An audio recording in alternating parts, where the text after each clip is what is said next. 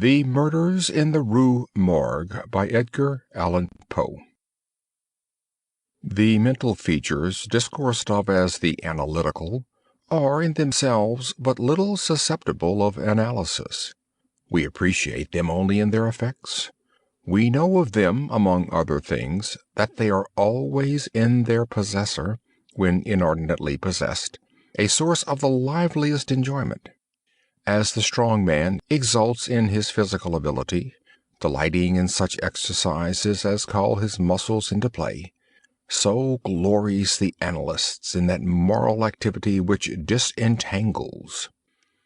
He derives pleasure from even the most trivial occupations bringing his talent into play. He is fond of enigmas, of conundrums, of hieroglyphics, exhibiting in his solutions of each a degree of acumen which appears to the ordinary apprehension preternatural. His results, brought about by the very soul and essence of method, have, in truth, the whole air of intuition. The faculty of resolution is possibly much invigorated by mathematical study, and especially by that highest branch of it which, unjustly and merely on account of its retrograde operations, has been called, as if par excellence, analysis. Yet to calculate is not in itself to analyze. A chess player, for example, does the one without effort at the other. It follows that the game of chess, in its effects upon mental character, is greatly misunderstood. I am not now writing a treatise, but simply prefacing a somewhat peculiar narrative by observations very much at random. I will, therefore, take occasion to assert that the higher powers of the reflective intellect are more decidedly and more usefully tasked by the unostentatious game of draughts than by all the elaborate frivolity of chess. In this latter, where the pieces have different and bizarre motions, with various and variable values, what is only complex is mistaken, a not unusual error, for what is profound. The attention is here called powerfully into play. If it flag for an instant, an oversight is committed resulting in injury or defeat. The possible moves being not only manifold, but involute. The chances of such oversights are multiplied, and in 9 cases out of 10, it is the more concentrative, rather than the more acute player, who conquers. In draughts, on the contrary, where the moves are unique and have but little variation, the probabilities of inadvertence are diminished, and the mere attention being left comparatively unemployed, what advantages are obtained by either party are obtained by superior acumen. To be less abstract, let us suppose a game of draughts, where the pieces are reduced to 4 kings, and where, of course, no oversight is to be expected. It is obvious that here the victory can be decided, the players being at all equal, only by some recherché movement, the result of some strong exertion of the intellect. Deprived of ordinary resources, the analyst throws himself into the spirit of his opponent, identifies himself therewith, and not unfrequently sees thus at a glance the sole methods, sometimes indeed absurdly simple ones, by which he may seduce into error or hurry into miscalculation. Whist has long been noted for its influence upon what is termed the calculating power, and men of the highest order of intellect have been known to take an apparently unaccountable delight in it, while eschewing chess as frivolous. Beyond doubt, there is nothing of a similar nature so greatly tasking the faculties of analysis. The best chess player in Christendom may be little more than the best player of chess, but proficiency in whist implies capacity for success in all those more important undertakings where mind struggles with mind. When I say proficiency, I mean that perfection in the game which includes a comprehension of all the sources whence legitimate advantage may be derived. These are not only manifold, but multiform, and lie frequently among recesses of thought altogether inaccessible to the ordinary understanding. To observe attentively is to remember distinctly, and so far the concentrative chess player will do very well at whist, while the rules of Hoyle, themselves based upon the mere mechanism of the game, are sufficiently and generally comprehensible. Thus, to have a retentive memory and to proceed by the book are points commonly regarded as the sum total of good playing. But it is in matters beyond the limits of mere rule that the skill of the analyst is evinced. He makes, in silence, a host of observations and inferences. So perhaps do his companions, and the difference in the extent of the information obtained lies not so much in the validity of the inference as in the quality of the observation. The necessary knowledge is that of what to observe. Our player confines himself not at all, nor, because the game is the object, does he reject deductions from things external to the game. He examines the countenance of his partner, comparing it carefully with that of each of his opponents. He considers the mode of assorting the cards in each hand, often counting trump by trump and honor by honor through the glances bestowed by their holders upon each. He notes every variation of face as the play progresses, gathering a fund of thought from the differences in the expression of certainty, of surprise, of triumph, or of chagrin. From the manner of gathering up a trick, he judges whether the person taking it can make another in the suit. He recognizes what is played through feint, by the air with which it is thrown upon the table. A casual or inadvertent word, the accidental dropping or turning of a card, with the accompanying anxiety or carelessness in regard to its concealment, the counting of the tricks, with the order of their arrangement, embarrassment, hesitation, eagerness, or trepidation, all afford, to his apparently intuitive perception, indications of the true state of affairs. The first 2 or 3 rounds having been played, he is in full possession of the contents of each hand, and thenceforward puts down his cards with as absolute a precision of purpose as if the rest of the party had turned outward the faces of their own. The analytical power should not be confounded with ample ingenuity, for while the analyst is necessarily ingenious, the ingenious man is often remarkably incapable of analysis. The constructive or combining power, by which ingenuity is usually manifested, and to which the phrenologists, I believe erroneously, have assigned a separate organ, supposing it a primitive faculty, has been so frequently seen in those whose intellect bordered otherwise upon idiocy, as to have attracted general observation among writers on morals. Between ingenuity and the analytical ability there exists a difference far greater indeed than that between the fancy and the imagination, but of a character very strictly analogous. It will be found, in fact, that the ingenious are always fanciful, and the truly imaginative never otherwise than analytic. The narrative which follows will appear to the reader somewhat in the light of a commentary upon the propositions just advanced.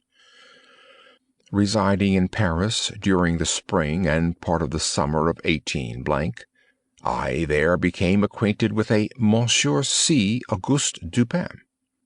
This young gentleman was of an excellent, indeed of an illustrious family, but by a variety of untoward events had been reduced to such poverty that the energy of his character succumbed beneath it, and he ceased to bestir himself in the world or to care for the retrieval of his fortunes. By courtesy of his creditors, there still remained in his possession a small remnant of his patrimony, and upon the income arising from this, he managed, by means of a rigorous economy, to procure the necessities of life without troubling himself about its superfluities. Books, indeed, were his sole luxuries, and in Paris these are easily obtained. Our first meeting was at an obscure library in the Rue Montmartre, where the accident of our both being in search of the same very rare and very remarkable volume brought us into closer communion. We saw each other again and again. I was deeply interested in the little family history which he detailed to me with all that candor which a Frenchman indulges whenever mere self is his theme. I was astonished, too, at the vast extent of his reading, and above all, I felt my soul enkindled within me by the wild fervor and the vivid freshness of his imagination. Seeking in Paris the objects I then sought, I felt that the society of such a man would be to me a treasure beyond price, and this feeling I frankly confided to him. It was at length arranged that we should live together during my stay in the city, and as my worldly circumstances were somewhat less embarrassed than his own, I was permitted to be at the expense of renting and furnishing in a style which suited the rather fantastic gloom of our common temper, a time-eaten and grotesque mansion, long deserted through superstitions into which we did not inquire, and tottering to its fall in a retired and desolate portion of the Faubourg Saint-Germain. Had the routine of our life at this place been known to the world, we should have been regarded as madmen, although perhaps as madmen of a harmless nature. Our seclusion was perfect. We admitted no visitors. Indeed, the locality of our retirement had been carefully kept a secret from my own former associates, and it had been many years since Dupin had ceased to know or be known in Paris. We existed within ourselves alone. It was a freak of fancy in my friend, for what else shall I call it, to be enamored of the night for her own sake, and into this bizarrerie, as into all his others, I quietly fell, giving myself up to his wild whims with a perfect abandon. The sable divinity would not herself dwell with us always, but we could counterfeit her presence. At the first dawn of the morning, we closed all the messy shutters of our old building, lighting a couple of tapers which, strongly perfumed, threw out only the ghastliest and feeblest of rays. By the aid of these we then busied our souls in dreams, reading, writing, or conversing, until warned by the clock of the advent of the true darkness. Then we sallied forth into the streets arm in arm, continuing the topics of the day, or roaming far and wide until a late hour, seeking, amid the wild lights and shadows of the populous city, that infinity of mental excitement which quiet observation can afford. At such times I could not help remarking and admiring, although from his rich ideality I had been prepared to expect it, a peculiar analytic ability in Dupin. He seemed, too, to take an eager delight in its exercise, if not exactly in its display, and did not hesitate to confess the pleasure thus derived. He boasted to me, with a low chuckling laugh, that most men, in regard to himself, wore windows in their bosoms, and was wont to follow up such assertions by direct and very startling proofs of his intimate knowledge of my own. His manner at these moments was frigid and abstract. His eyes were vacant in expression, while his voice, usually a rich tenor, rose into a treble which would have sounded petulantly, but for the deliberateness and entire distinctness of the enunciation. Observing him in these moods, I often dwelt meditatively upon the old philosophy of the bipart soul, and amused myself with the fancy of a double Dupin, the creative and the resolvent. Let it not be supposed, from what I have just said, that I am detailing any mystery or penning any romance. What I have described in the Frenchman was merely the result of an excited or perhaps of a diseased intelligence, but of the character of his remarks at the periods in question an example will best convey the idea. We were strolling one night down a long, dirty street in the vicinity of the Palais Royal. Being both apparently occupied with thought, neither of us had spoken a syllable for 15 minutes at least. All at once Dupin broke forth with these words: "He is a very little fellow, that's true, and would do better for the Theatre des Variétés." "There can be no doubt of that," I replied unwittingly, and not at first observing, so much had I been absorbed in reflection, the extraordinary manner in which the speaker had chimed in with my meditations. In an instant afterward I recollected myself, and my astonishment was profound. "Dupin," said I gravely, "this is beyond my comprehension. I do not hesitate to say that I am amazed, and can scarcely credit my senses. How was it possible you should know I was thinking of—" Here I paused, to ascertain beyond a doubt whether he really knew of whom I thought. "Of Chantilly," said he. "Why do you pause? You were remarking to yourself that his diminutive figure unfitted him for tragedy." This was precisely what had formed the subject of my reflections. Chantilly was a quondam cobbler of the Rue Saint Denis, who, becoming stage mad, had attempted the rôle of Xerxes in Crébillon's tragedy so called, and been notoriously pasquinated for his pains. "Tell me, for heaven's sake," I exclaimed, "the method, if method there is, by which you have been enabled to fathom my soul in this matter." In fact, I was even more startled than I would have been willing to express. "It was the fruiterer," replied my friend, "who brought you to the conclusion that the mender of souls was not of sufficient height for Xerxes et id genus omne." "The fruiterer! You astonish me. I know no fruiterer whomsoever." "The man who ran up against you as we entered the street? It may have been 15 minutes ago." I now remembered that, in fact, a fruiterer carrying upon his head a large basket of apples had nearly thrown me down, by accident, as we passed from the Rue C into the thoroughfare where we stood. But what had this to do with Chantilly I could not possibly understand. There was not a particle of charlatanière about Dupin. "I will explain," he said, "and that you may comprehend all clearly, we must first retrace the course of your meditations, from the moment in which I spoke to you until that of the rencontre with the fruiterer in question. The larger links of the chain run thus: Chantilly, Orion, Dr. Nichols, Epicurus, stereotomy, the street stones, the fruiterer. There are few persons who have not at some moment of their lives amused themselves in retracing the steps by which particular conclusions of their own minds have been attained. The occupation is often full of interest, and he who attempts it for the first time is astonished by the apparent illimitable distance and incoherence between the starting point and the goal.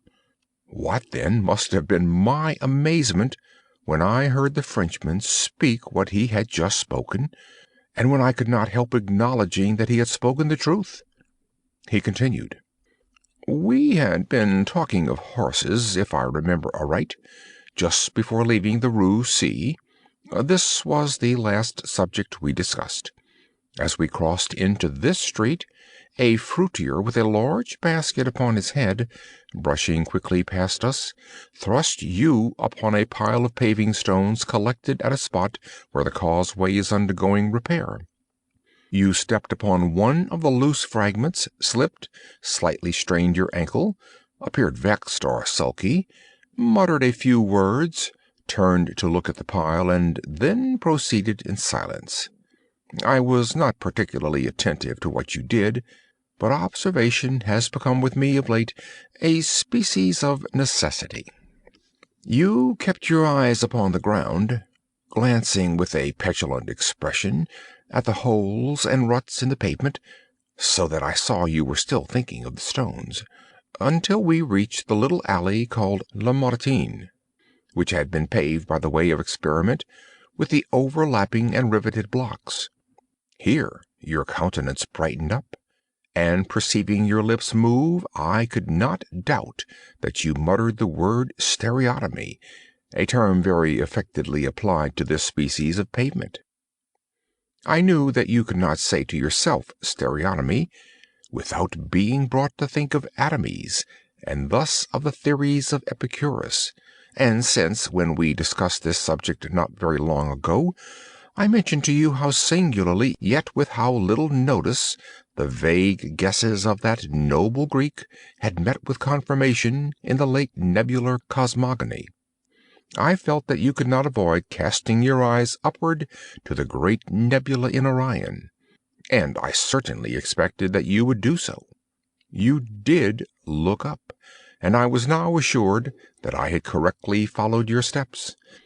But in that bitter tirade upon Chantilly, which appeared in yesterday's Musée, the satirist, making some disgraceful allusions to the cobbler's change of name upon assuming the buskin, quoted a Latin line about which we have often conversed.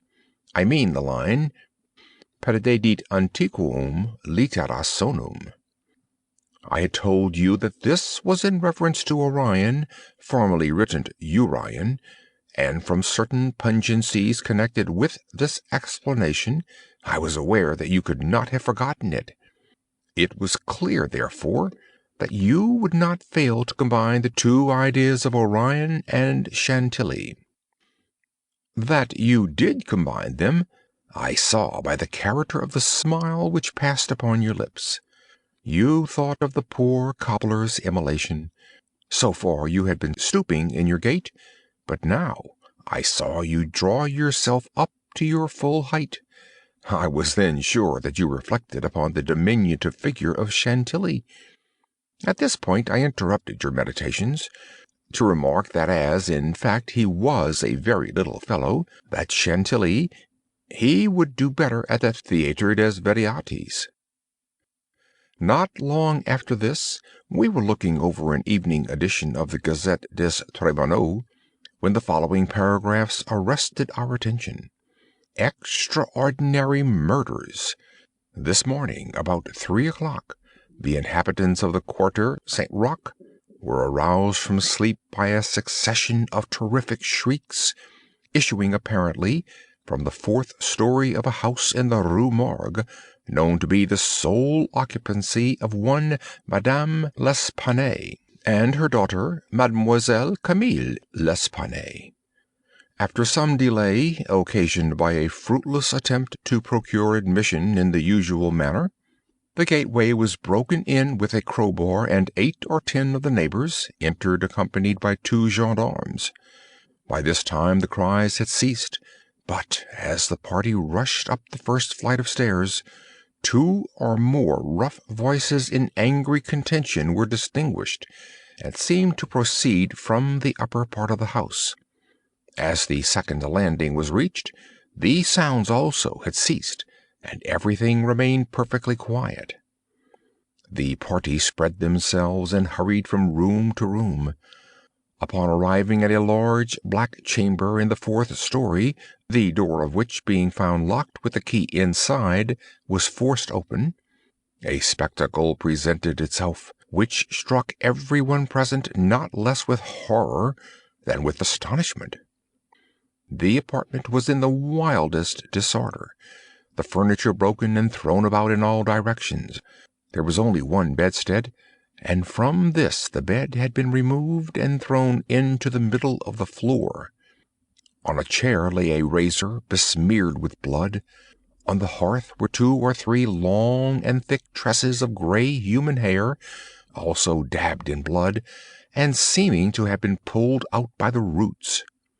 Upon the floor were found 4 Napoleons, an earring of topaz, 3 large silver spoons, 3 smaller of metal d'Alger, and 2 bags containing nearly 4,000 francs in gold. The drawers of a bureau which stood in one corner were open, and had been apparently rifled, although many articles still remained in them. A small iron safe was discovered under the bed, not under the bedstead. It was open, with the key still in the door. It had no contents beyond a few old letters and other papers of little consequence.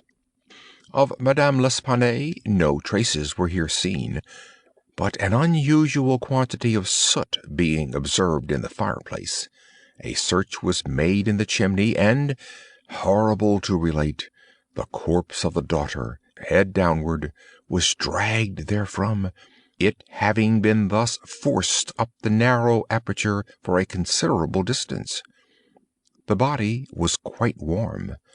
Upon examining it, many excoriations were perceived, no doubt occasioned by the violence with which it had been thrust up and disengaged. Upon the face were many severe scratches, and upon the throat dark bruises and deep indentations of finger-nails, as if the deceased had been throttled to death. After a thorough investigation of every portion of the house, without further discovery, the party made its way into a small paved yard in the rear of the building, where lay the corpse of the old lady, with her throat so entirely cut that, upon an attempt to raise her, the head fell off. The body, as well as the head, was fearfully mutilated, the former so much so as scarcely to retain any semblance of humanity. To this horrible mystery there is not as yet, we believe, the slightest clue.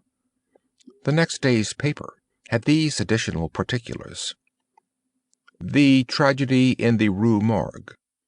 Many individuals have been examined in relation to this most extraordinary and frightful affair. The word affair has not yet in France that levity of import which it conveys with us. But nothing whatever has transpired to throw light upon it. We give below all the material testimony elicited. Pauline Dubourg, laundress, disposes that she knew both the deceased for 3 years, having washed for them during that period. The old lady and her daughter seemed on good terms, very affectionate towards each other. They were excellent pay, could not speak in regard to their mode or means of living, believed that Madame L. told fortunes for a living, was reputed to have money put by, never met any persons in the house when she called for the clothes or took them home, was sure that they had no servant in employed. There appeared to be no furniture in any part of the building except in the 4th story.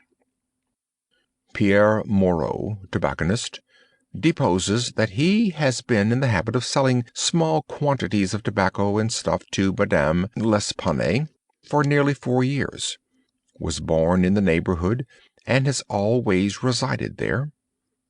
The deceased and her daughter had occupied the house in which the corpses were found for more than 6 years. It was formerly occupied by a jeweler who underlet the upper rooms to various persons. The house was the property of Madame L. She became dissatisfied with the abuse of the premises by her tenant, and moved into them herself, refusing to let any portion. The old lady was childish. Witness had seen the daughter some 5 or 6 times during the 6 years. The two lived an exceedingly retired life, were reputed to have money, had heard it said among the neighbors that Madame L. told fortunes, did not believe it, had never seen any person enter the door except the old lady and her daughter, a porter once or twice, and a physician some 8 or 10 times. Many other persons, neighbors, gave evidence to the same effect. No one was spoken of as frequenting the house. It was not known whether there were any living connections of Madame L. and her daughter. The shutters of the front room were seldom opened. Those in the rear were always closed, with the exception of the large back room, 4th story. The house was a good house, not very old. Isidore Musset, gendarme, disposes that he was called to the house about 3 o'clock in the morning, and found some 20 or 30 persons at the gateway, endeavoring to gain admittance. Forced it open at length with a bayonet, not with a crowbar. Had but little difficulty in getting it open, on account of its being a double or folding door, and bolted neither at bottom nor top. The shrieks were continued until the gate was forced, and then suddenly ceased. They seemed to be screams of some person or persons in great agony, were loud and drawn out, not short and quick. Witnesses led the way upstairs. Upon reaching the first landing, heard 2 voices in loud and angry contention, the one a gruff voice, the other much shriller, a very strange voice. Could distinguish some words of the former, which was that of a Frenchman. Was positive that it was not a woman's voice. Could distinguish the words sacre and diable. The shrill voice was that of a foreigner. Could not be sure whether it was the voice of a man or of a woman. Could not make out what was said, but believed the language to be Spanish. The state of the room and of the bodies was described by this witness as we described them yesterday. Henri Duval, a neighbor, and by trade a silversmith, deposes that he was one of the party who first entered the house. Corroborates the testimony of Musset in general. As soon as they forced an entrance, they reclosed the door to keep out the crowd, which collected very fast, notwithstanding the lateness of the hour. The shrill voice, this witness thinks, was that of an Italian. Was certain it was not French. Could not be sure that it was a man's voice. It might have been a woman's. Was not acquainted with the Italian language. Could not distinguish the words, but was convinced by the intonation that the speaker was an Italian. Knew Madame L. and her daughter. Had conversed with both frequently. Was sure that the shrill voice was not that of either of the deceased. Odenheimer, restaurateur. This witness volunteered his testimony. Not speaking French, was examined through an interpreter. Is a native of Amsterdam. Was passing the house at the time of the shrieks. They lasted for several minutes, probably 10. They were long and loud, very awful and distressing. Was one of those who entered the building. Corroborated the previous evidence in every respect but one. Was sure that the shrill voice was that of a man, of a Frenchman. Could not distinguish the words uttered. They were loud and quick, unequal, spoken apparently in fear as well as in anger. The voice was harsh, not so much shrill as harsh. Could not call it a shrill voice. The gruff voice said repeatedly sacre, diable, and once mon Dieu. Jules Mignot, banker of the firm of Mignot et Fils, Rue de Lorraine, is the elder Mignot. Madame L'Espanaye had some property, had opened an account with his banking house in the spring of the year, 8 years previously. Made frequent deposits in small sums. Had checked for nothing until the 3rd day before her death, when she took out in person the sum of 4,000 francs. The sum was paid in gold, and a clerk went home with the money.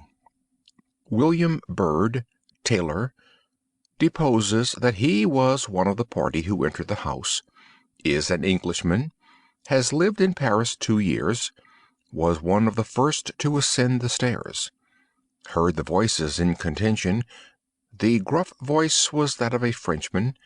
Could make out several words, but cannot now remember all. Heard distinctly sacre and mon Dieu. There was a sound at the moment as if of several persons struggling, a scraping and scuffling sound. The shrill voice was very loud, louder than the gruff one. Is sure that it was not the voice of an Englishman. Appeared to be that of a German. Might have been a woman's voice. Does not understand German. 4 of the above-named witnesses being recalled, deposed that the door of the chamber in which was found the body of Mademoiselle L. was locked on the inside when the party reached it. Everything was perfectly silent, no groans or noises of any kind. Upon forcing the door, no person was seen. The windows, both of the back and front room, were down and firmly fastened from within. A door between the 2 rooms was closed but not locked. The door leading from the front room into the passage was locked, with the key on the inside. A small room in the front of the house, on the 4th story, at the head of the passage, was open, the door being ajar. This room was crowded with old beds, boxes, and so forth. These were carefully removed and searched. There was not an inch of any portion of the house which was not carefully searched. Sweeps were sent up and down the chimneys. The house was a 4-story one with garrets, mansardes. A trap-door on the roof was nailed down very securely. Did not appear to have been opened for years. The time elapsing between the hearing of the voices in contention and the breaking open of the room door was variously stated by the witnesses. Some made it as short as 3 minutes, some as long as 5. The door was opened with difficulty. Alfonso Garcio, undertaker, deposes that he resides in the Rue Morgue, is a native of Spain, was one of the party who entered the house, did not proceed upstairs, is nervous and was apprehensive of the consequences of agitation, heard the voices in contention. The gruff voice was that of a Frenchman, could not distinguish what was said. The shrill voice was that of an Englishman, is sure of this. Does not understand the English language, but judges by the intonation. Alberto Montini, confectioner, deposes that he was among the first to ascend the stairs. Heard the voices in question. The gruff voice was that of a Frenchman. Distinguished several words. The speaker appeared to be expostulating. Could not make out the words of the shrill voice, spoke quick and unevenly, thinks it the voice of a Russian. Corroborates the general testimony, is an Italian, never conversed with a native of Russia. Several witnesses recalled here testified that the chimneys of all the rooms on the 4th floor were too narrow to admit the passage of a human being. By sweeps were meant cylindrical sweeping brushes, such as are employed by those who clean chimneys. These brushes were passed up and down every flue in the house. There is no back passage by which anyone could have descended while the party proceeded upstairs.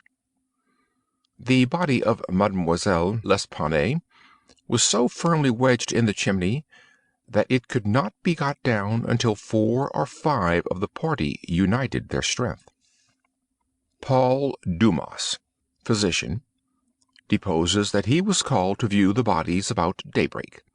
They were both lying on the sacking of the bedstead in the chamber where Mademoiselle L. was found. The corpse of the young lady was much bruised and excoriated. The fact that it had been thrust up the chimney would sufficiently account for these appearances. The throat was greatly chafed.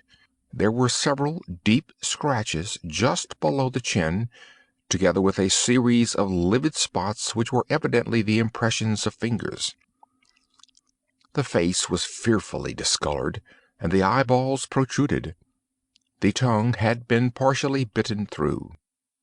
A large bruise was discovered upon the pit of the stomach, produced, apparently, by the pressure of a knee. In the opinion of Monsieur Dumas, Mademoiselle L'Espanaye had been throttled to death by some person or persons unknown. The corpse of the mother was horribly mutilated. All the bones of the right leg and arm were more or less shattered, the left tibia much splintered, as well as all the ribs of the left side. Whole body dreadfully bruised and discolored. It was not possible to say how the injuries had been inflicted. A heavy club of wood, or a broad bar of iron, a chair, or any large, heavy, and obtuse weapon would have produced such results, if wielded by the hands of a very powerful man. No woman could have inflicted the blows with any weapon. The head of the deceased, when seen by witness, was entirely separated from the body, and was also greatly shattered. The throat had evidently been cut with some very sharp instrument, probably a razor. Alexandre Etienne, surgeon, was called with Monsieur Dumas to view the bodies, corroborated the testimony and the opinions of Monsieur Dumas. Nothing farther of importance was elicited, although several other persons were examined. A murder so mysterious and so perplexing in all its particulars was never before committed in Paris, if indeed a murder had been committed at all. The police are entirely at fault, an unusual occurrence in affairs of this nature. There is not, however, the shadow of a clue apparent. The evening edition of the paper stated that the greatest excitement still continued in the Quarter St. Roch, that the premises in question had been carefully researched and fresh examinations of witnesses instituted, but all to no purpose. A postscript, however, mentioned that Adolphe Le Bon had been arrested and imprisoned, although nothing appeared to criminate him beyond the facts already detailed. Dupin seemed singularly interested in the progress of this affair, at least so I judged from his manner, for he made no comments. It was only after the announcement that Le Bon had been imprisoned that he asked me my opinion respecting the murders. I could merely agree with all Paris in considering them an insoluble mystery. I saw no means by which it would be possible to trace the murderer. "We must not judge by the means," said Dupin, "by this shell of an examination. The Parisian police, so much extolled for acumen, are cunning, but no more. There is no method in their proceedings beyond the method of the moment. They make a vast parade of measurements, but not unfrequently these are so ill adapted to the objects proposed as to put us in mind of Monsieur Jourdain's calling for his robe de chambre, pour mieux entendre la musique. The results attained by them are not unfrequently surprising, but for the most part are brought about by simple diligence and activity. When these qualities are unavailing, their schemes fail. Vidocq, for example, was a good guesser and a persevering man, but without educated thought. He erred constantly by the very intensity of his investigations. He impaired his vision by holding the object too close. He might see perhaps one or two points with unusual clearness, but in doing so he necessarily lost sight of the matter as a whole. Thus there is such a thing as being too profound. Truth is not always in a well. In fact, as regards the more important knowledge, I do believe that she is invariably superficial. The depth lies in the valleys where we seek her, and not upon the mountain tops where she is found. The modes and sources of this kind of error are well typified in the contemplation of the heavenly bodies. To look at a star by glances, to view it in a sidelong way, by turning toward it the exterior portions of the retina, more susceptible of feeble impressions of light than the interior, is to behold the star distinctly, is to have the best appreciation of its luster, a luster which grows dim just in proportion as we turn our vision fully upon it. A greater number of rays actually falls upon the eye in the latter case, but in the former there is the more refined capacity for comprehension. By undue profundity we perplex and enfeeble thought, and it is possible to make even Venus herself vanish from the firmament by a scrutiny too sustained, too concentrated, or too direct. As for these murders, let us enter into some examinations for ourselves before we make up an opinion respecting them. An inquiry will afford us amusement. I thought this an odd term, so applied, but said nothing. And besides, Le Bon once rendered me a service for which I am not ungrateful. We will go and see the premises with our own eyes. I know G., the prefect of police, and shall have no difficulty in obtaining the necessary permission. The permission was obtained, and we proceeded at once to the Rue Morgue. This is one of those miserable thoroughfares which intervene between the Rue Richelieu and the Rue Saint-Roch. It was late in the afternoon when we reached it, as this quarter is at a great distance from that in which we resided. The house was readily found, for there were still many persons gazing up at the closed shutters, with an objectless curiosity from the opposite side of the way. It was an ordinary Parisian house, with a gateway, on one side of which was a glazed watch-box, with a sliding panel in the window, indicating a loge de concierge. Before going in, we walked up the street, turned down an alley, and then again turning, passed in the rear of the building, Dupin meanwhile examining the whole neighborhood, as well as the house, with a minuteness of attention for which I could see no possible object. Retracing our steps, we came again to the front of the dwelling, rang, and having shown our credentials, were admitted by the agents in charge. We went upstairs, into the chamber where the body of Mademoiselle L'Espanaye had been found, and where both the deceased still lay. The disorders of the room had, as usual, been suffered to exist. I saw nothing beyond what had been stated in the Gazette des Tribunaux. Dupin scrutinized everything, not excepting the bodies of the victims. We then went into the other rooms and into the yard, a gendarme accompanying us throughout. The examination occupied us until dark, when we took our departure. On our way home, my companion stepped in for a moment at the office of one of the daily papers. I have said that the whims of my friend were manifold, and that je l'imaginais, for this phrase there is no English equivalent. It was his humor now to decline all conversation on the subject of the murder until about noon the next day.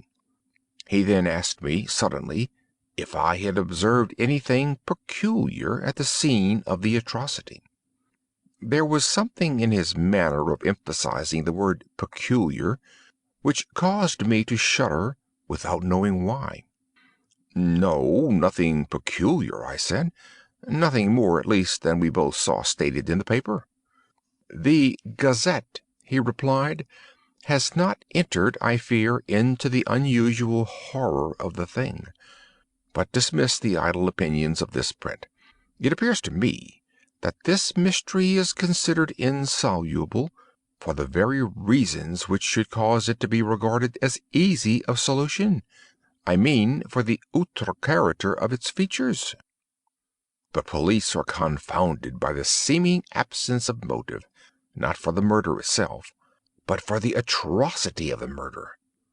They are puzzled, too, by the seeming impossibility of reconciling the voices heard in contention with the facts that no one was discovered upstairs but the assassinated Mademoiselle L'Espanaye, and that there were no means of egress without the notice of the party ascending. The wild disorder of the room, the corpse thrust with the head downward up the chimney, the frightful mutilation of the body of the old lady, these considerations, with those just mentioned, and others which I need not mention, have sufficed to paralyze the powers by putting completely at fault the boasted acumen of the government agents. They have fallen into the gross but common error of confounding the unusual with the abstruse. But it is by these deviations from the plane of the ordinary that reason feels its way, if at all, in its search for the true. In investigations such as we are now pursuing, it should not be so much asked, what has occurred, as what has occurred that has never occurred before. In fact, the facility with which I shall arrive, or have arrived, at the solution of this mystery is in the direct ratio of its apparent insolubility in the eyes of the police. I stared at the speaker in mute astonishment. "I am now awaiting," continued he, looking toward the door of our apartment, "I am now awaiting a person who, although perhaps not the perpetrator of these butcheries, must have been in some measure implicated in their perpetration. Of the worst portion of the crimes committed, it is probable that he is innocent. I hope that I am right in this supposition, for upon it I build my expectation of reading the entire riddle. I look for the man here in this room every moment. It is true that he may not arrive, but the probability is that he will. Should he come, it will be necessary to detain him. Here are pistols, and we both know how to use them when occasion demands their use." I took the pistols, scarcely knowing what I did or believing what I heard, while Dupin went on, very much as if in a soliloquy. I have already spoken of his abstract manner at such times. His discourse was addressed to myself, but his voice, although by no means loud, had that intonation which is commonly employed in speaking to some one at a great distance. His eyes, vacant in expression, regarded only the wall. "That the voices heard in contention," he said, "by the party upon the stairs, were not the voices of the women themselves, was fully proved by the evidence. This relieves us of all doubt upon the question whether the old lady could have first destroyed the daughter and afterward have committed suicide. I speak of this point chiefly for the sake of method, for the strength of Madame L'Espanaye would have been utterly unequal to the task of thrusting her daughter's corpse up the chimney as it was found, and the nature of the wounds upon her own person entirely preclude the idea of self-destruction. Murder, then, has been committed by some third party, and the voices of this third party were those heard in contention. Let me now advert, not to the whole testimony respecting these voices, but to what was peculiar in that testimony. Did you observe anything peculiar about it?" I remarked that while all the witnesses agreed in supposing the gruff voice to be that of a Frenchman, there was much disagreement in regard to the shrill, or, as one individual termed it, the harsh voice. "That was the evidence itself," said Dupin, "but it was not the peculiarity of the evidence. You have observed nothing distinctive, yet there was something to be observed. The witnesses, as you remark, agreed about the gruff voice. They were here unanimous. But in regard to the shrill voice, the peculiarity is, not that they disagreed, but that while an Italian, an Englishman, a Spaniard, a Hollander, and a Frenchman attempted to describe it, each one spoke of it as that of a foreigner. Each is sure that it was not the voice of one of his own countrymen. Each likens it, not to the voice of an individual of any nation with whose language he is conversant, but the converse. The Frenchman supposes it the voice of a Spaniard, and might have distinguished some words had he been acquainted with the Spanish. The Dutchman maintains it to have been that of a Frenchman, but we find it stated that, not understanding French, this witness was examined through an interpreter. The Englishman thinks it the voice of a German, and does not understand German.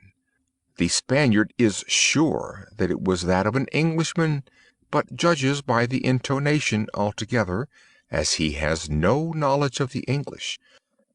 The Italian believes it the voice of a Russian, but has never conversed with a native of Russia. A second Frenchman differs, moreover, with the first, and is positive that the voice was that of an Italian, but, not being cognizant of that tongue, is, like the Spaniard, convinced by the intonation. Now, how strangely unusual must that voice have really been, about which such testimony as this could have been elicited, in whose tones even denizens of the 5 great divisions of Europe could recognize nothing familiar. You will say that it might have been the voice of an Asiatic, of an African. Neither Asiatics nor Africans abound in Paris, but without denying the inference, I will now merely call your attention to 3 points. The voice is termed by one witness harsh rather than shrill. It is represented by 2 others to have been quick and unequal. No words, no sounds resembling words, were by any witness mentioned as distinguishable. I know not, continued Dupin, what impression I may have made so far upon your own understanding, but I do not hesitate to say that legitimate deductions, even from this portion of the testimony, the portion respecting the gruff and shrill voices, are in themselves sufficient to engender a suspicion which should give direction to all further progress in the investigation of the mystery. I said legitimate deductions, but my meaning is not thus fully expressed. I designed to imply that the deductions are the sole proper ones, and that the suspicion arises inevitably from them as the single result. What the suspicion is, however, I will not say just yet.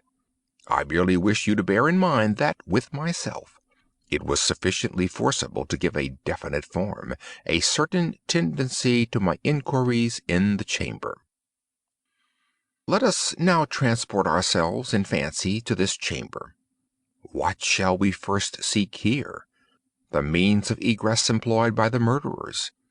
It is not too much to say that neither of us believe in preternatural events. Madame and Mademoiselle L'Espanaye were not destroyed by spirits. The doers of the deed were material and escaped materially. Then how? Fortunately, there is but one mode of reasoning upon the point, and that mode must lead us to a definite decision. Let us examine, each by each, the possible means of egress. It is clear that the assassins were in the room where Mademoiselle L'Espanaye was found, or at least in the room adjoining, when the party ascended the stairs. It is then only from these 2 apartments that we have to seek issues. The police have laid bare the floors, the ceilings, and the masonry of the walls in every direction. No secret issues could have escaped their vigilance, but, not trusting to their eyes, I examined with my own. There were then no secret issues. Both doors leading from the rooms into the passage were securely locked, with the keys inside. Let us turn to the chimneys. These, although of ordinary width for some 8 or 10 feet above the hearths, will not admit throughout their extent the body of a large cat.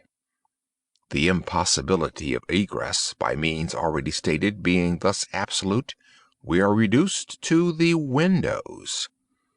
Through those of the front room no one could have escaped without notice from the crowd in the street. The murderers must have passed, then, through those of the back room. Now, brought to this conclusion in so unequivocal a manner as we are, it is not our part as reasoners to reject it on account of apparent impossibilities. It is only left for us to prove that these apparent impossibilities are, in reality, not such. There are 2 windows in the chamber. One of them is unobstructed by furniture, and is wholly visible. The lower portion of the other is hidden from view by the head of the unwieldy bedstead, which is thrust close up against it. The former was found securely fastened from within. It resisted the utmost force of those who endeavored to raise it. A large gimlet hole had been pierced in its frame to the left, and a very stout nail was found fitted therein, nearly to the head. Upon examining the other window, a similar nail had been similarly fitted in it, and a vigorous attempt to raise this sash failed also. The police were now entirely satisfied that egress had not been in these directions, and therefore it was thought a matter of supererogation to withdraw the nails and open the windows. My own examination was somewhat more particular, and was so for the reason I have just given, because here it was, I knew, that all apparent impossibilities must be proved to be not such in reality.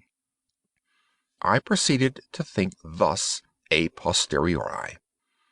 The murderers did escape from one of these windows. This being so, they could not have refastened the sashes from the inside as they were found fastened. The consideration which put a stop, through its obviousness, to the scrutiny of the police in this quarter. Yet the sashes were fastened. They must then have the power of fastening themselves. There was no escape from this conclusion. I stepped to the unobstructed casement, withdrew the nail with some difficulty, and attempted to raise the sash. It resisted all my efforts, as I had anticipated. A concealed spring must, I now know, exist, and this corroboration of my idea convinced me that my premises at least were correct, however mysterious still appeared the circumstances attending the nails. A careful search soon brought to light the hidden spring. I pressed it, and, satisfied with the discovery, forbore to upraise the sash. I now replaced the nail and regarded it attentively. A person passing out through this window might have reclosed it, and the spring would have caught, but the nail could not have been replaced. The conclusion was plain, and again narrowed in the field of my investigations. The assassins must have escaped through the other window.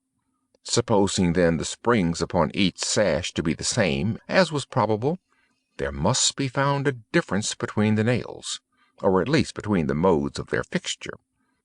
Getting upon the sacking of the bedstead, I looked over the headboard minutely at the second casement. Passing my hand down behind the board, I readily discovered and pressed the spring, which was, as I had supposed, identical in character with its neighbor. I now looked at the nail. It was as stout as the other, and apparently fitted in the same manner, driven in nearly up to the head. You will say that I was puzzled, but if you think so, you must have misunderstood the nature of the inductions. To use a sporting phrase, I had not been once at fault. The scent had never for an instant been lost. There was no flaw in any link of the chain. I had traced the secret to its ultimate result, and that result was the nail. It had, I say, in every respect, the appearance of its fellow in the other window, but this fact was an absolute nullity, conclusive as it might seem to be, when compared with the consideration that here, at this point, terminated the clue. There must be something wrong, I said, about the nail.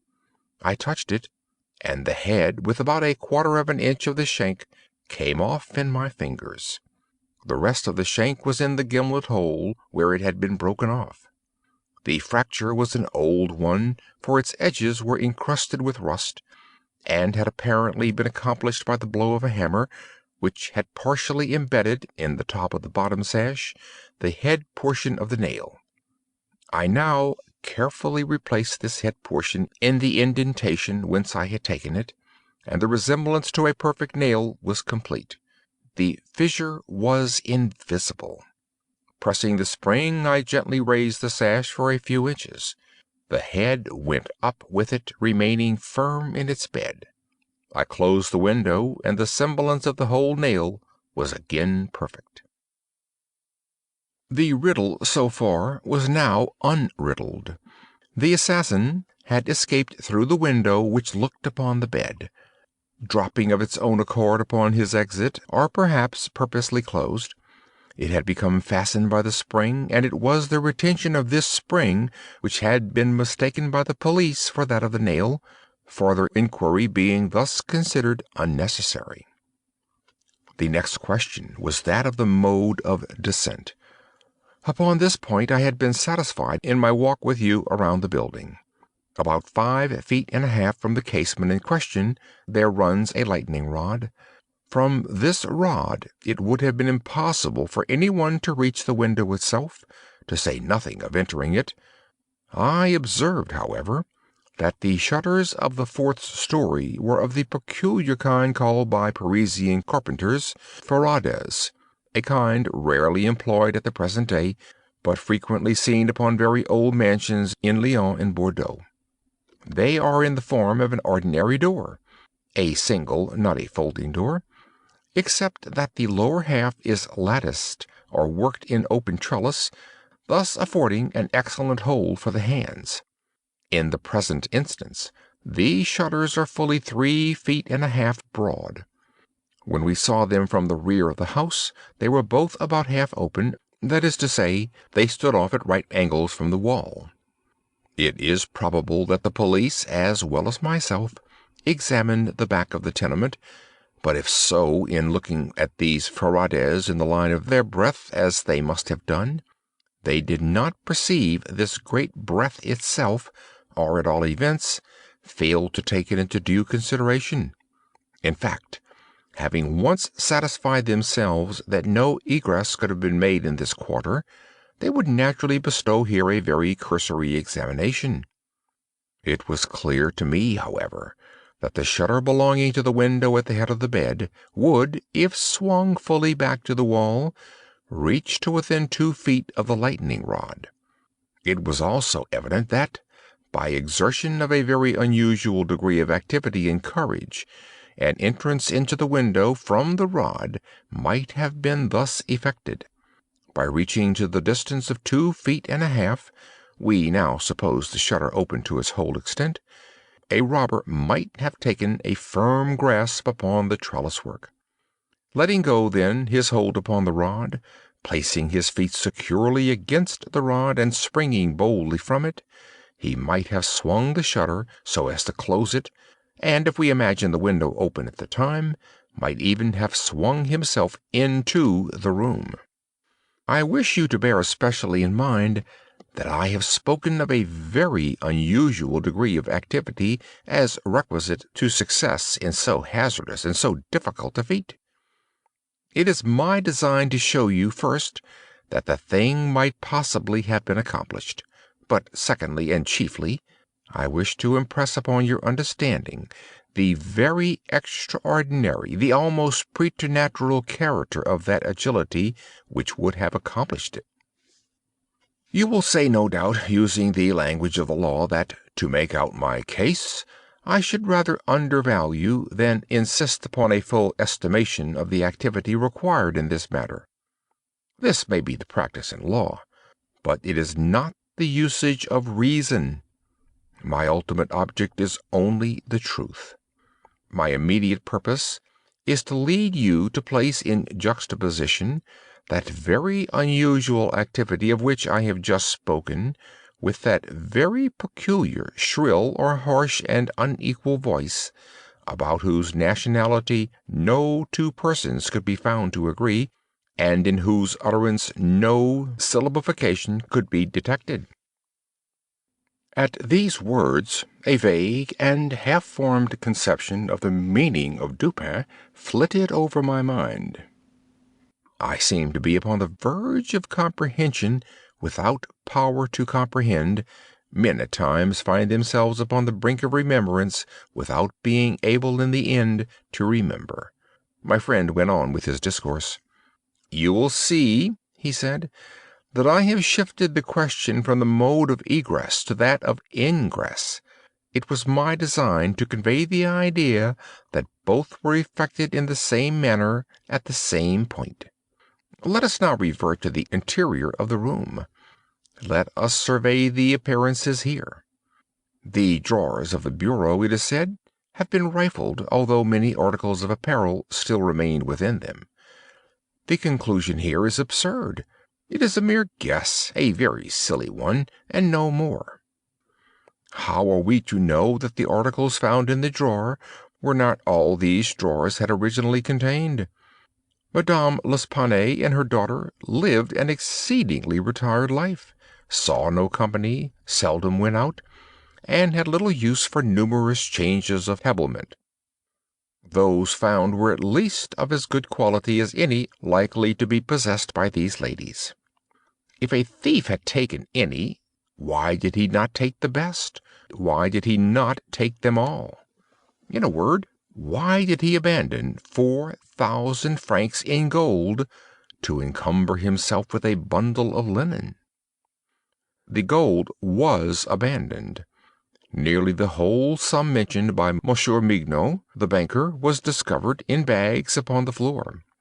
I wish you, therefore, to discard from your thoughts the blundering idea of motive engendered in the brains of the police by that portion of the evidence which speaks of money delivered at the door of the house. Coincidences 10 times as remarkable as this, the delivery of the money and murder committed within 3 days upon the party receiving it, happen to all of us every hour of our lives, without attracting even momentary notice. Coincidences in general are great stumbling blocks in the way of that class of thinkers who have been educated to know nothing of the theory of probabilities, that theory to which the most glorious objects of human research are indebted for the most glorious of illustration. In the present instance, had the gold been gone, the fact of its delivery 3 days before would have formed something more than a coincidence. It would have been corroborative of this idea of motive. But under the real circumstances of the case, if we are to suppose gold the motive of this outrage, we must also imagine the perpetrator so vacillating an idiot as to have abandoned his gold and his motive altogether. Keeping now steadily in mind the points to which I have drawn your attention, that peculiar voice, that unusual agility, and that startling absence of motive in a murder so singularly atrocious as this, let us glance at the butchery itself. Here is a woman strangled to death by manual strength, and thrust up a chimney head downward. Ordinary assassins employ no such modes of murder as this, least of all do they thus dispose of the murdered. In the manner of thrusting the corpse up the chimney, you will admit that there was something excessively outre, something altogether irreconcilable with our common notions of human action, even when we suppose the actors the most depraved of men. Think, too, how great must have been that strength which could have thrust the body up such an aperture so forcibly that the united vigor of several persons was found barely sufficient to drag it down. Turn now to other indications of the employment of a vigor most marvelous. On the hearth were thick tresses, very thick tresses, of gray human hair. These had been torn out by the roots. You are aware of the great force necessary in tearing thus from the head even 20 or 30 hairs together. You saw the locks in question as well as myself. Their roots, a hideous sight, were clotted with fragments of the flesh of the scalp, sure token of the prodigious power which had been exerted in uprooting perhaps 500,000 of hairs at a time. The throat of the old lady was not merely cut, but the head absolutely severed from the body. The instrument was a mere razor. I wish you also to look at the brutal ferocity of these deeds. Of the bruises upon the body of Madame L'Espanaye I do not speak. Monsieur Dumas and his worthy coadjutor, Monsieur Etienne, have pronounced that they were inflicted by some obtuse instrument, and so far these gentlemen are very correct. The obtuse instrument was clearly the stone pavement in the yard, upon which the victim had fallen from the window which looked in upon the bed. This idea, however simple it may now seem, escaped the police for the same reason that the breadth of the shutters escaped them, because, by the affair of the nails, their perceptions had been hermetically sealed against the possibility of the windows having ever been opened at all. If now, in addition to all these things, you have properly reflected upon the odd disorder of the chamber, we have gone so far as to combine the ideas of an agility astounding, a strength superhuman, a ferocity brutal, a butchery without motive, a grotesquerie and horror absolutely alien from humanity, and a voice foreign in tone to the ears of men of many nations, and devoid of all distinct or intelligible syllabification. What result, then, has ensued? What impression have I made upon your fancy?" I felt a creeping of the flesh as Dupin asked me the question. "A madman," I said, "has done this deed. Some raving maniac escaped from a neighboring maison de santé." "In some respects," he replied, "your idea is not irrelevant. But the voices of madmen, even in their wildest paroxysms, are never found to tally with that peculiar voice heard upon the stairs. Madmen are of some nation, and their language, however incoherent its words, has always the coherence of syllabification. Besides, the hair of a madman is not such as I now hold in my hand. I disentangled this little tuft from the rigidly clutched fingers of Madame L'Espanaye. Tell me what you can make of it." "Dupin," I said, completely unnerved, "this hair is most unusual. This is no human hair." "I have not asserted that it is," said he, "but before we decide the point, I wish you to glance at the little sketch I have here traced upon this paper. It is a facsimile drawing of what has been described in one portion of the testimony as dark bruises and deep indentations of finger-nails upon the throat of Mademoiselle L'Espanaye, and in another, by Messrs. Dumas and Etienne, as a series of livid spots, evidently the impression of fingers. You will perceive," continued my friend, spreading out the paper upon the table before us, "that this drawing gives the idea of a firm and fixed hold. There is no slipping apparent. Each finger has retained, possibly until the death of the victim, the fearful grasp by which it originally embedded itself. Attempt now to place all your fingers at the same time in the respective impressions as you see them." I made the attempt in vain. "We are possibly not giving this matter a fair trial," he said. "The paper is spread out upon a plane surface, but the human throat is cylindrical. Here is a billet of wood, the circumference of which is about that of the throat.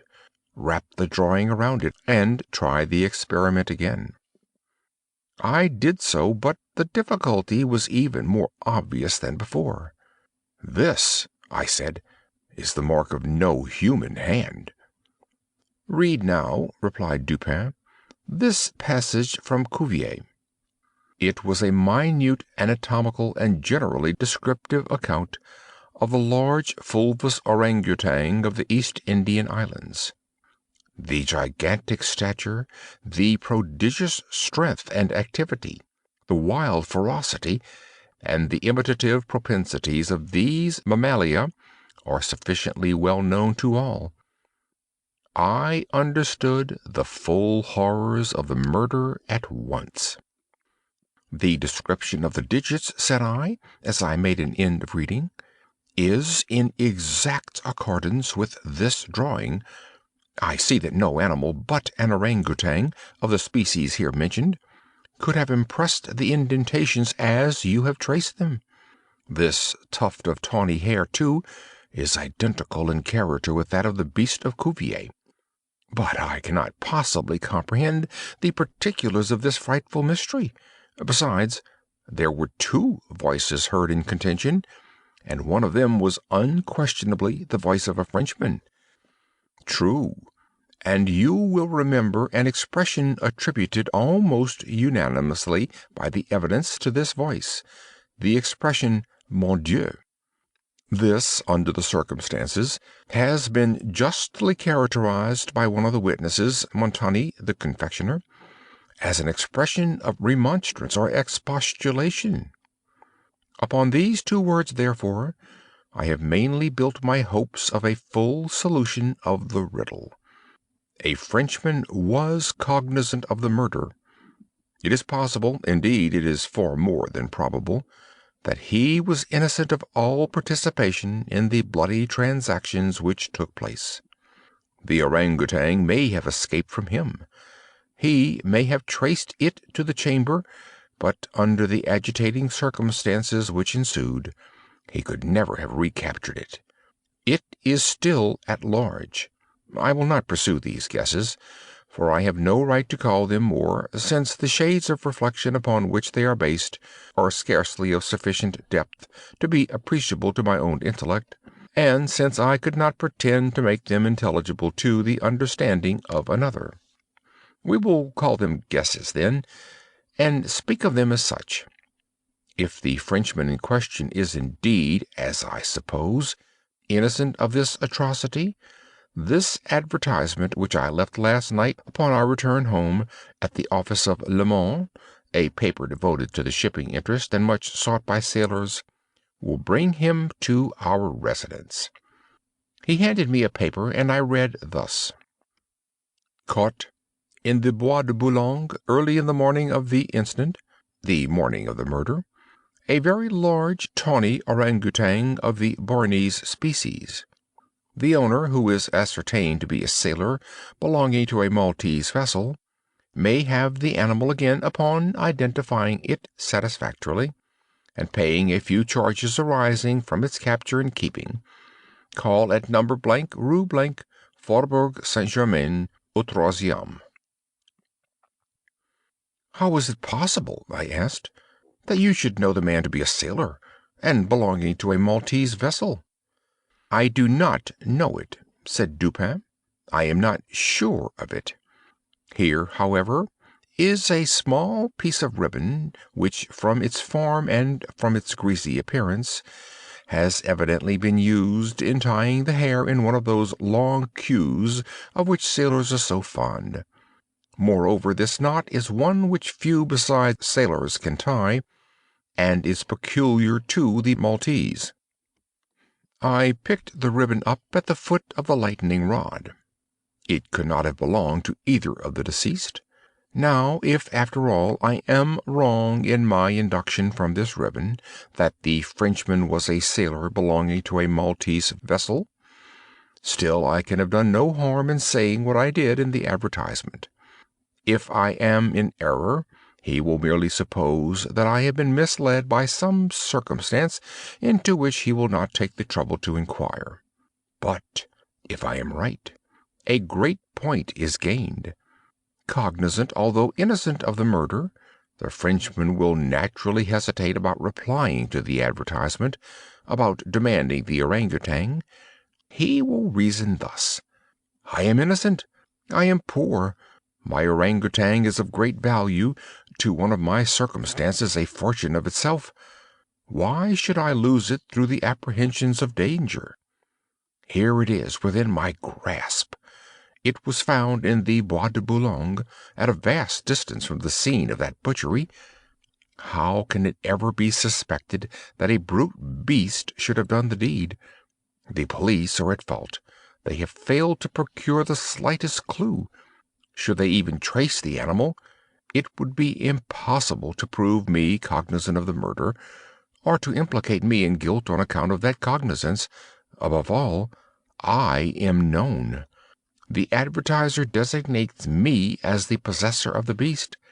I am not sure to what limit his knowledge may extend. Should I avoid claiming a property of so great value which it is known that I possess, I will render the animal at least liable to suspicion. It is not my policy to attract attention either to myself or to the beast. I will answer the advertisement, get the orangutan, and keep it close until this matter has blown over." At this moment we heard a step upon the stairs. "Be ready," said Dupin, "with your pistols, but neither use them nor show them until at a signal from myself." The front door of the house had been left open, and the visitor had entered without ringing and advanced several steps upon the staircase. Now, however, he seemed to hesitate. Presently we heard him descending. Dupin was moving quickly to the door when we again heard him coming up. He did not turn back a second time, but stepped up with decision and rapped at the door of our chamber. "Come in," said Dupin, in a cheerful and hearty tone. A man entered. He was a sailor, evidently, a tall, stout, and muscular-looking person, with a certain daredevil expression of countenance not altogether unprepossessing.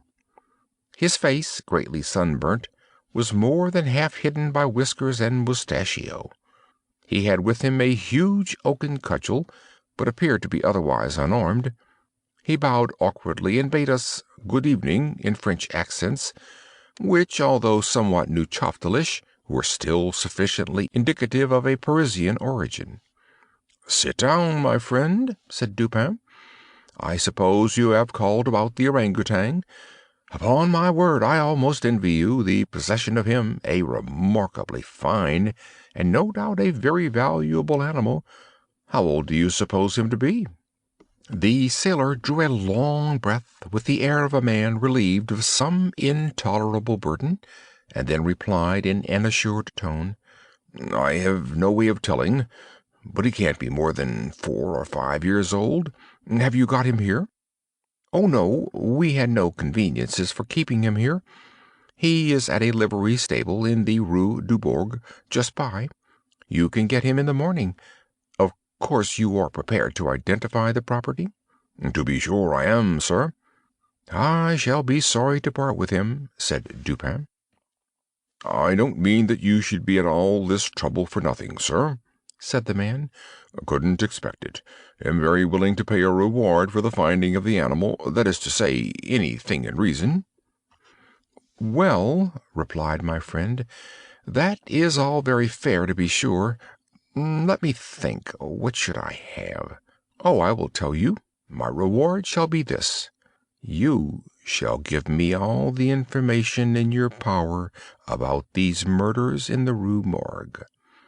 Dupin said the last words in a very low tone, and very quietly.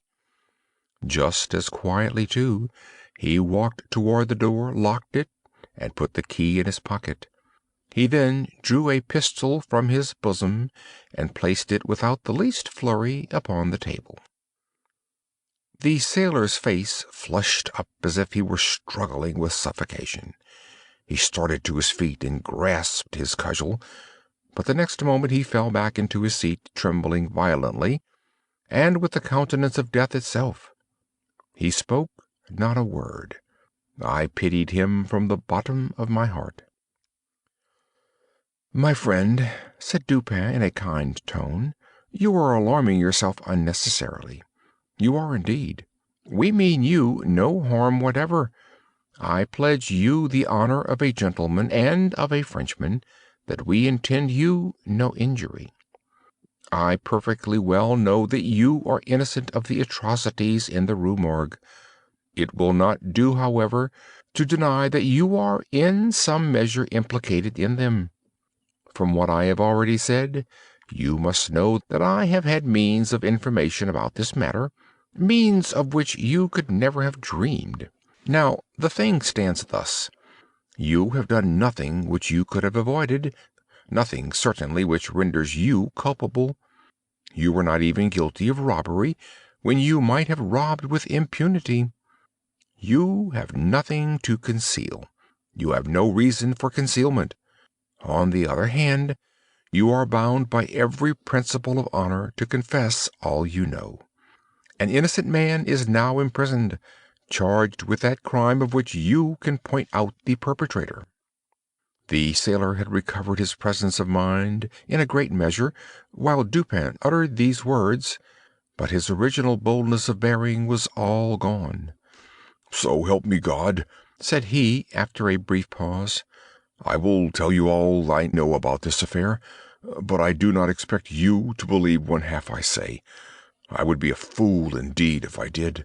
Still, I am innocent, and I will make a clean breast if I die for it." What he stated was, in substance, this. He had lately made a voyage to the Indian archipelago. A party, of which he formed one, landed at Borneo, and passed into the interior on an excursion of pleasure. Himself and a companion had captured the orangutan. This companion dying, the animal fell into his own exclusive possession. After great trouble occasioned by the intractable ferocity of his captive during the home voyage, he at length succeeded in lodging it safely at his own residence in Paris, where, not to attract toward himself the unpleasant curiosity of his neighbors, he kept it carefully secluded until such time as it should recover from a wound in the foot received from a splinter on board ship. His ultimate design was to sell it. Returning home from some sailor's frolic the night, or rather the morning of the murder, he found the beast occupying his own bedroom, into which it had broken from a closet adjoining, where it had been, as was thought, securely confined. Razor in hand and fully lathered, it was sitting before a looking-glass, attempting the operation of shaving, in which it had no doubt previously watched its master through the keyhole of the closet. Terrified at the sight of so dangerous a weapon in the possession of an animal so ferocious and so well able to use it, the man for some moments was at a loss what to do. He had been accustomed, however, to quiet the creature, even in its fiercest moods, by the use of a whip, and to this he now resorted. Upon sight of it, the orangutan sprang at once through the door of the chamber, down the stairs, and thence through a window unfortunately open into the street. The Frenchman followed in despair, the ape, razor in hand, occasionally stopping to look back and gesticulate at its pursuer, until the latter had nearly come up to it. It then again made off. In this manner the chase continued for a long time. The streets were profoundly quiet, as it was nearly 3 o'clock in the morning. In passing down an alley in the rear of the Rue Morgue, the fugitive's attention was arrested by a light gleaming from the open window of Madame L'Espanaye's chamber in the 4th story of her house. Rushing to the building, it perceived the lightning rod, clambered up with inconceivable agility, grasped the shutter, which was thrown fully back against the wall, and by its means swung itself directly upon the headboard of the bed. The whole feat did not occupy a minute. The shutter was kicked open again by the orangutan as it entered the room. The sailor, in the meantime, was both rejoiced and perplexed. He had strong hopes now of recapturing the brute, as it could scarcely escape from the trap into which it had ventured, except by the rod, where it might be intercepted as it came down. On the other hand, there was much cause for anxiety as to what it might do in the house. This latter reflection urged the man still to follow the fugitive. A lightning rod is ascended without difficulty, especially by a sailor, but when he had arrived as high as the window, which lay far to his left, his career was stopped. The most that he could accomplish was to reach over so as to obtain a glimpse of the interior of the room. At this glimpse he nearly fell from his hold through excess of horror. Now it was that those hideous shrieks arose upon the night, which had startled from slumber the inmates of the Rue Morgue. Madame L'Espanaye and her daughter, habited in their night clothes, had apparently been occupied in arranging some papers in the iron chest already mentioned, which had been wheeled into the middle of the room. It was open, and its contents lay beside it on the floor. The victims must have been sitting with their backs toward the window, and from the time elapsing between the ingress of the beast and the screams, it seems probable that it was not immediately perceived. The flapping to of the shutter would naturally have been attributed to the wind. As the sailor looked in, the gigantic animal had seized Madame L'Espanaye by the hair, which was loose as she had been combing it, and was flourishing the razor about her face in imitation of the motions of a barber. The daughter lay prostrate and motionless. She had swooned. The screams and struggles of the old lady, during which the hair was torn from her head, had the effect of changing the probably pacific purposes of the orangutan into those of wrath. With one determined sweep of its muscular arm, it nearly severed her head from her body. The sight of blood inflamed its anger into frenzy. Gnashing its teeth and flashing fire from its eyes, it flew upon the body of the girl and embedded its fearful talons in her throat, retaining its grasp until she expired. Its wondering and wild glances fell at this moment upon the head of the bed, over which the face of its master, rigid with horror, was just discernible. The fury of the beast, who no doubt bore still in mind the dreaded whip, was instantly converted into fear. Conscious of having deserved punishment, it seemed desirous of concealing its bloody deeds, and skipped about the chamber in an agony of nervous agitation, throwing down and breaking the furniture as it moved, and dragging the bed from the bedstead. In conclusion, it seized first the corpse of the daughter and thrust it up the chimney, as it was found, then that of the old lady, which it immediately hurled through the window headlong. As the ape approached the casement with its mutilated burden, the sailor shrank aghast to the rod, and, rather gliding than clambering down it, hurried at once home, dreading the consequences of the butchery, and gladly abandoning, in his terror, all solicitude about the fate of the orangutan. The words heard by the party upon the staircase were the Frenchman's exclamations of horror and affright, commingled with the fiendish jabberings of the brute. I have scarcely anything to add. The orangutan must have escaped from the chamber, by the rod, just before the break of the door. It must have closed the window as it passed through it. It was subsequently caught by the owner himself, who obtained for it a very large sum at the Jardin des Plantes. Le Don was instantly released, upon our narration of the circumstances, with some comments from Dupin, at the bureau of the Prefect of Police. This functionary, however well disposed to my friend, could not altogether conceal his chagrin at the turn which affairs had taken, and was fain to indulge in a sarcasm or two about the propriety of every person minding his own business. "Let him talk," said Dupin, who had not thought it necessary to reply. "Let him discourse. It will ease his conscience. I am satisfied with having defeated him in his own castle. Nevertheless, that he failed in the solution of this mystery is by no means that matter for wonder which he supposes it, for in truth our friend the Prefect is somewhat too cunning to be profound. In his wisdom is no stamen. It is all head and no body, like the pictures of the goddess Laverna, or at best all head and shoulders, like a codfish. But he is a good creature after all. I like him, especially for one master stroke of cant, by which he has attained his reputation for ingenuity. I mean the way he has d'énirquer et d'expliquer ce qui n'est pas.